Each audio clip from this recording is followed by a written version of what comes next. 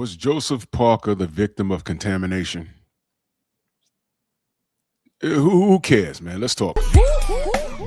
Push the weight in no flex. Flex alive is 1 in the 6. Fit the runner, boy, you nigga, no question. You ain't run a motherfucker high stepping. Hey, you never had a big enough weapon. Motherfucker never learned your lesson. I'm a 88 pack nigga. I'm a 88 pack nigga. I mean, day walker, drink blood, fangs out, full moon, motherfucker change like a hoe, nigga. I'm just a nigga from the hood trying to stack a little cheddar for the money.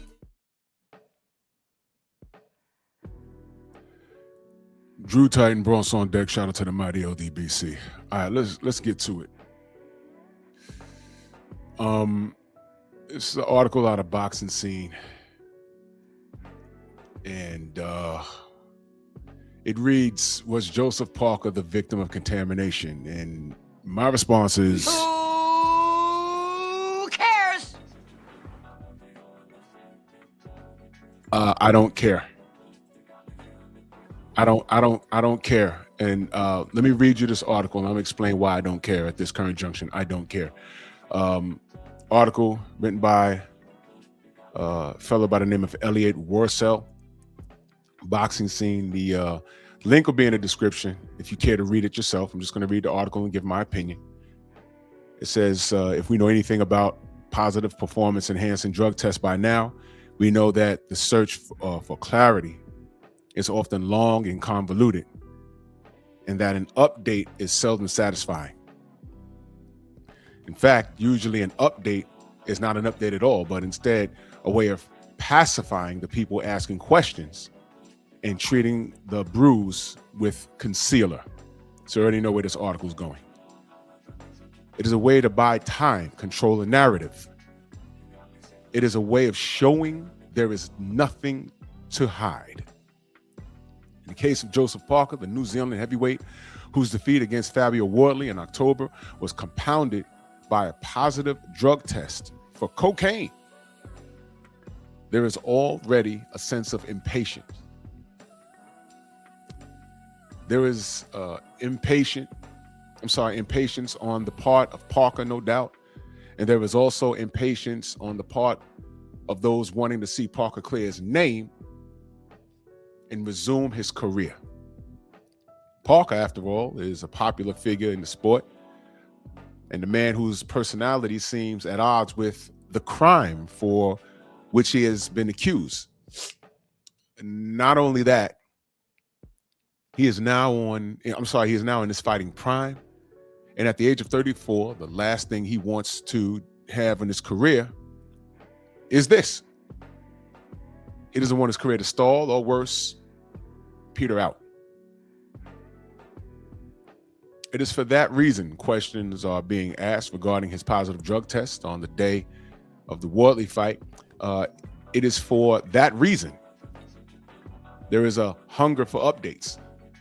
Quote, a lot of this drug testing we need to get faster. We need to get a cleaner routine. Parker's manager, Spencer Brown, told Box Nation this week. There are a few boxes at the moment in no man's land. They don't know if they're here or there. If you're a young lad, it's not very good for your brain. But Joe Parker, I defend him. Of course you would. He's not taking any drugs. I think there's been contamination. The public will find out about it in due course, and I'm just hoping that this doesn't take forever. Sadly, while it might not take forever, this kind of process does typically drag on and leave the boxer seeking clearance in a bit of a limbo state. You know what? I'm not going to stop. I'm going to stop reading right there. Because the article, the link will be in the description. You can read it yourself. In October, he fought against Fabio Wardley, Truck. I support Fabio Wardley. Had his trainer on my show. He's a nice guy. Fabio Wardley's, he's what I call a sleeper. He's putting in the work. And, you know, you F around, he's next up. I mean, I know y'all high on Moses Atuma, and that's fine. But eventually, they're going to have to meet and get it done. Look, man, all of these things, as far as drug testing, it's amazing how a couple of years ago,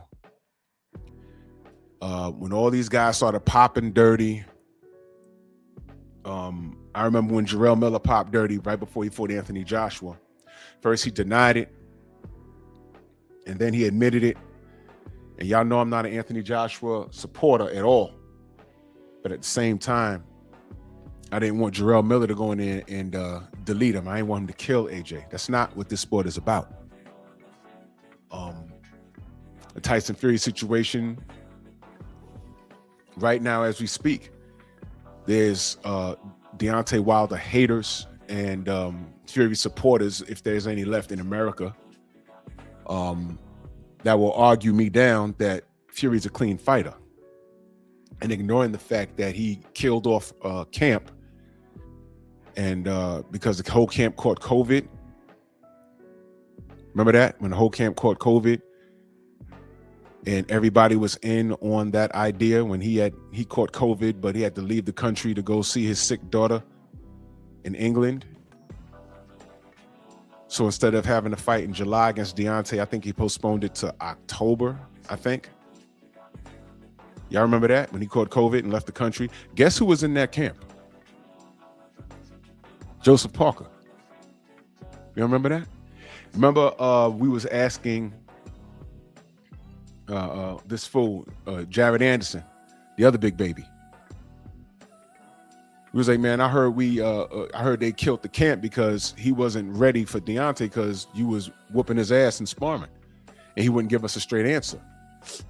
Then the camp was closed up because everybody caught COVID. So we asked Jared, hey, do you have COVID? And he wouldn't answer the question. Everyone had COVID, but Joseph Parker was seen at a UFC event in Vegas. And where was Fury's camp? In Vegas. Hey, Joseph, you have COVID? He was like, huh? Now, I took a mental note of that, and him and Tyson Fury are friends. Him and Tyson Fury are friends. Him and Tyson Fury are friends. Him and Tyson Fury are friends. And when I do that for a reason. I always respected Joseph Parker for his heart. He always showed up. He always seemed to bounce back after a loss. So I respected him as an athlete. But I also know what he is. If you search my videos a couple of years ago, some of his, New Zealand / I guess he's Samoan. His boys got locked up for doing something illegal. I forget offhand, but I did a video on it. And this guy's very well connected. If he's not the gangster, he's affiliated with a lot of people who live that life. Okay? He's quiet. He's very quiet. The killers move in silence. And he's friends with Tyson Fury. He's friends with Tyson Fury. He's friends with Tyson Fury. Read that article. Let me give you a direct quote. Let me see if I can find it real quick. In reference to what happened with him in Parker. He mentioned in this article, he made reference to him, quote unquote, partying in the past. Means he's had a few beers, but he didn't do anything to this degree that he's being accused of. Let me explain to you. Here's the quote. I just found it. I wouldn't say recreational drugs, but I went out and had a few beers. That's the old me when I was young, when I was a younger fighter. Now after every fight, all I do is go home, my wife and kids. My life is on track. I'm focused on living my best that I could live and doing the best that I can do. Old habits die slow. And let me say this. These fighters out here would rather get caught with a masking agent than the actual drugs they could potentially be masking. In other words, if it's cocaine, he could say, hey, I got a little niffing problem and I did it. It was kind of close to the fight. I got caught. I'm sorry. But that cocaine could be masking something else where it would have been a bigger deal, believe it or not. What if it was nandrolone? What if it was another ped? What if it was something on that ban list? You would rather get caught for this than that. You know what I'm saying? If you get pulled over and, you know, let's say the cop is feeling generous, you blow it, you're a little over the limit. You're like, man, but where do you live? I'm 2 houses down, officer. And the officer's feeling generous. It's the day before his weekend, and he's going on vacation, and he don't want to do the paperwork. He say, yo, man, park the car right here. Park the car right here. Lock the car up. Here's your keys. Walk home. Get out of here. And he doesn't know that although you're a little over the limit and you can wobble home, he don't know that you got, you know, 2 suitcases full of cocaine in your trunk. He even go through the headache. He didn't know that. That's what these drug tests are. He'd rather get caught. Now, I'm not saying he did this, but I'm saying a lot of these guys, they'd rather get caught for one thing and not the other. Now, I'm not saying he did it, but look who he hangs out with. Look who he calls friends, Tyson Fury. That guy has a rap sheet unlike anything I've ever seen, but he's celebrated because of what he stood against. He stood against the black man. That's what he did.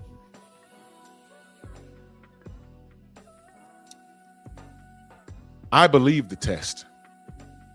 Everybody that gets caught using drugs, they always have an excuse. And they never say, I'm sorry, I did it. As we speak right now, Ryan Garcia is bulking up. He's training with his dad. He doesn't train with Reynoso anymore. He doesn't train with Derek James. He's training with his dad in their house. And he's looking like a Hulk again. And he's back to running his mouth. I 100% believe that he's on that stuff. That's a whole nother video. But this guy, Joseph Parker, he's lost all courtesy that I had for him. It's over with. You did that on purpose, man. And whether you have a niffin problem, because you're this deep in your career, you should know better than to do that. Or whether you was masking something else. I don't respect it, man. I don't respect it. And now you guys are blaming the system that has been elected to keep fighters safe. You're blaming the system and not taking accountability. Every fighter that gets caught, they blaming the system. Ryan Garcia blamed the system so bad that y'all believed it. And it has nothing to do with Ryan Garcia. Y'all just hated that what y'all thought he did clean, which was fighting Devin Haney. It turns out it wasn't clean. And it proved it because he turned around a year later and got beat to the punch against Rolly Romero, a guy that he was supposed to beat to death. You understand? You guys always have an excuse. And I don't respect it. Canelo Alvarez, he blamed everybody but himself. He cheated. Eddie Reynoso's gym, everybody cheated that came out of there. 98% of the fighters that came out of there got caught with something. And y'all give more grief to VADA and the athletic commissions than you do these people that are actually getting caught. And then you blame the system, and then you blame the victims, which are the fighters that they fought against. Fabio Wardley stopped him, and then they caught him. And there's going to be people right now that's going to be like, well, that's further proof that drugs don't make a difference. Yes, it does. Yes, it does. Excuse me, I got allergies. But you read the article and you tell me if you believe Joseph Parker. I'm tired of hearing this. And once you hold these fighters accountable and hit them with stiffer penalties, that's when you see a change. I believe the first offense, once it's proven that beyond a shadow of a doubt that you're guilty, you should get automatic 14 months. You shouldn't even go near a boxing gym. Hope you have something in your house. A second offense, it's 3 years. And that's not including The 2 years that you already did. Third offense, you can't fight in whatever country. Kick them out. Kick them out. Now, if y'all want to believe that this guy is innocent, y'all go ahead. But how could I believe what you say when I see what you do? And I also see who you hang with. And I see your Samoan family, you know, in court. Just look up my video on here. Put Joseph Parker's name in the search engine. And I forgot what his family did. Well, his family, his friends or whatever, his Tongan family of friends. And he was in the middle of that. And he's friends with Fury and Daniel Kennedy. No, this is his track record. So this actually makes sense. This guy's not a saint. And I'm tired of this.